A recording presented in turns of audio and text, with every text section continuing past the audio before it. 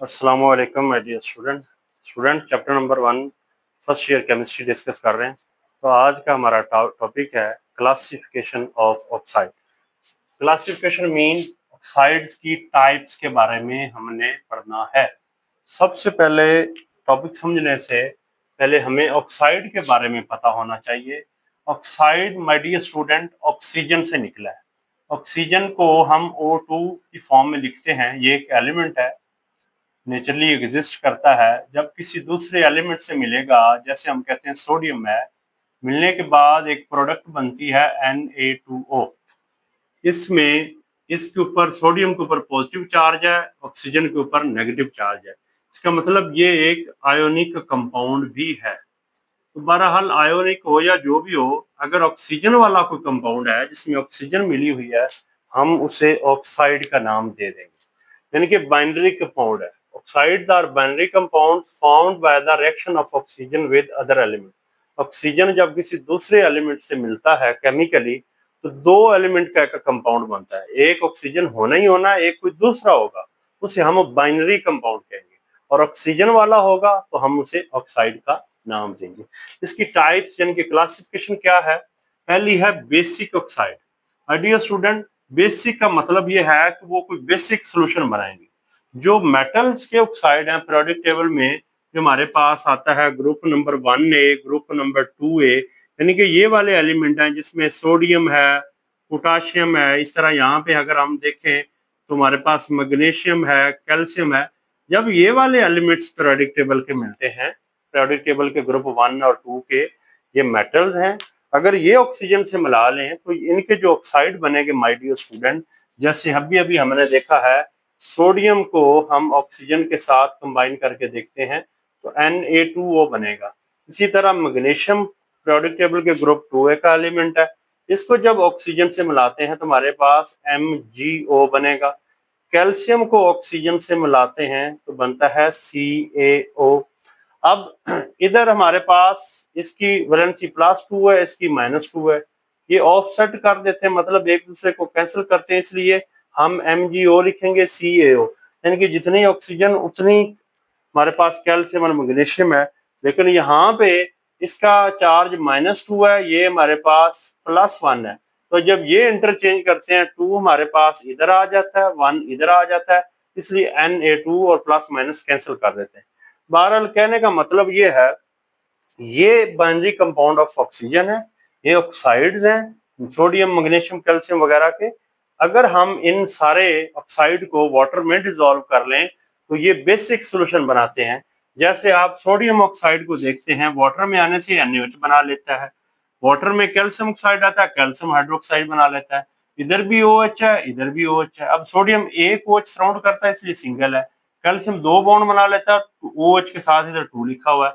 तो बहरहाल कहने का मतलब ये हुआ कि जिसके साथ OH आता है वो एसिड बेस के कॉन्सेप्ट के मुताबिक वो बेस है। जिसके साथ OH आता है वो हमारे पास बेस है।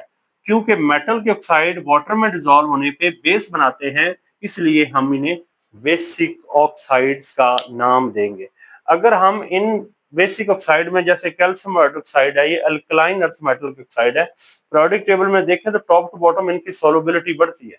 यानी कि ये वाले अगर ऊपर से नीचे मैग्नीशियम की तरफ आए, कैल्शियम की तरफ आए, पोटेशियम वगैरह की तरफ आए, तो पानी में इनकी सोलबिलिटी बढ़ती है। और सोलबिलिटी बढ़ने से मुराद है कि ये ज्यादा OH आयन उसके अंदर प्रोड्यूस करेंगे सोल्यूशन में, और जो OH आयन ज्यादा प्रोड्यूस करता है वो स्ट्रॉन्ग बेस होता है। तो यानी कि इनकी बेसिसिटी बढ़ती है, इनका बेसिक करैक्टर बढ़ता है, अल्कलाइन होने की नेचर बढ़ती है, जिसे अल्कलिनेटी भी कहते हैं माय डियर स्टूडेंट। तो ये हमारे पास बेसिक ऑक्साइड के बारे में था। नेक्स्ट है acidic oxide. Acidic mean acid, तेजाब से निकला है। जैसे ये बेस का बिल्कुल उल्ट होता है माय डियर स्टूडेंट। ये जो बेसिक ऑक्साइड के बाद एसिडिक ऑक्साइड होते हैं ना, अगर हम इनको गौर से देखें, एसिडिक ऑक्साइड ये नॉन मेटल्स के ऑक्साइड होते हैं। यानी कि जो नॉन मेटल्स हमारे पास पीरियोडिक टेबल में, मेटल्स भी हैं, नॉन मेटल्स भी हैं और मेटलाइड्स भी हैं। जैसे कार्बन है, अगर हम इसको ऑक्सीजन से मिलाएं तो इसका जो ऑक्साइड बनेगा उसे हम कार्बन डाइऑक्साइड कहेंगे। और ये जो कार्बन डाइऑक्साइड है, ये एक ऑक्साइड तो है ही, लेकिन अगर हम इसको वाटर में डिसॉल्व करें H2O के साथ, बन जाता है H2CO3 कार्बोनिक एसिड। इसका नाम है my dear student carbonic acid, और ये एक तेजाब है। यानी कि कहने का मतलब है कि नॉन मेटालिक ऑक्साइड वाटर में डिसॉल्व होने पे एसिड बना रहे हैं, तेजाब बना रहे हैं, इसलिए हम इनको एसिडिक ऑक्साइड्स कहते हैं। इनकी और भी हमारे पास एग्जांपल माय डियर स्टूडेंट हैं, जैसे सल्फर डाइऑक्साइड है, सल्फर पीरियोडिक टेबल के छठे ग्रुप का एलिमेंट है। ये एक नॉन मेटल है, ऑक्सीजन से जब मिलता है तो बनता है SO2।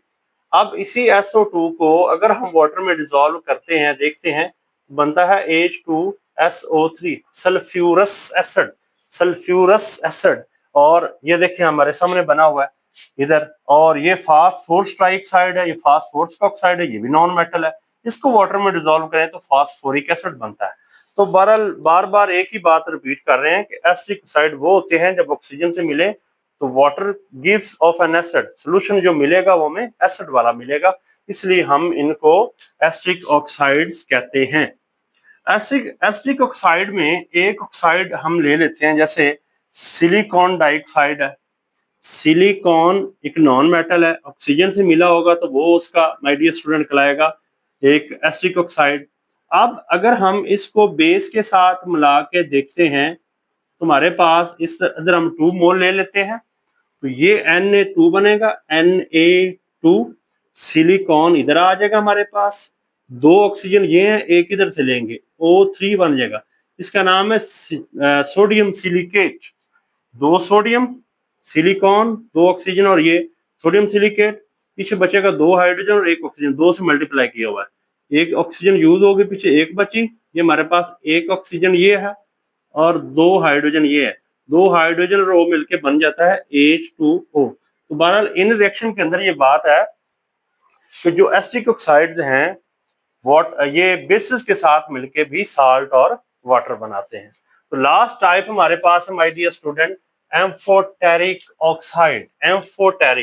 एम्फोटेरिक मीन ये वो वाले ऑक्साइड हैं जो ना तो एसिड है ना तो बेस है, बल्कि एसिड भी की प्रॉपर्टी भी शो करते हैं, यानी कि अकेले एसिड नहीं है ना अकेले बेस है, यानी कि कभी एसिड बन जाते हैं कभी बेस बन जाते हैं, दोनों के बीच में, दोनों के दरमियान में इनकी प्रॉपर्टी, इसलिए हम इनको कहेंगे एम्फोटेरिक।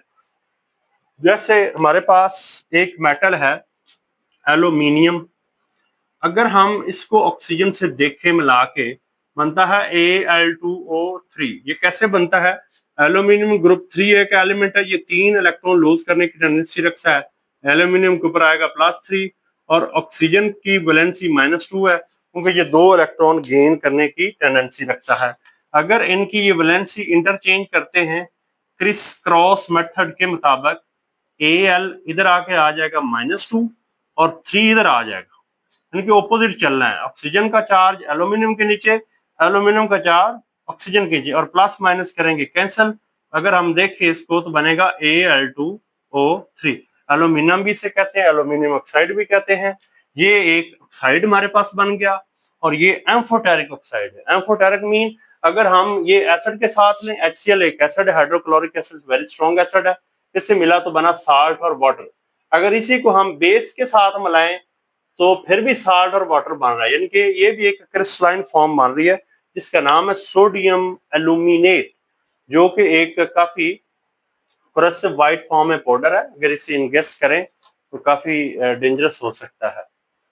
तो एम्फोटेरिक ऑक्साइड, अगेन हम इसको रिपीट करते हैं, वो वाले ऑक्साइड जो बिहेव करते हैं as a acid as well as base, यानी कि एसिड वाली प्रॉपर्टी भी शो करेंगे, बेस वाली भी करेंगे। एसिड से मिले भी तो साल्ट वाटर, बेस से मिल रहे हैं तो फिर भी साल्ट और वाटर, NaOH हमारे पास बेस है। तो ये हमारे पास ही क्लासिफिकेशन यानी कि types of oxide. First of all हमने ऑक्साइड की डिफाइन देखी, उसकी टाइप्स में बेसिक है, एसिडिक है, न्यूट्रल है या एम्फोटेरिक है, ये सारी चीजें हमने डिस्कस की। Thank you.